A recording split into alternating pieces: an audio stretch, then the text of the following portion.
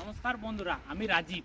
আজ আমি যে একটা বিষয় নিয়ে কথা বলবো সেটা পুরুলিয়ার যে ঐতিহ্য, যে আমাদের ঐতিহ্য অযোধ্যা পাহাড়, এটা সবাই জানে। পুরুলিয়া কি মানে আমাদের পুরো ওয়েস্ট বেঙ্গল বিখ্যাত এবং ভারত বিখ্যাত যে পুরুলিয়া অযোধ্যা পাহাড়, তার যে একটা মানে আরও যে সৌন্দর্যতা বৃদ্ধি করার জন্য তার আমি একটা পরিকল্পনা করছি।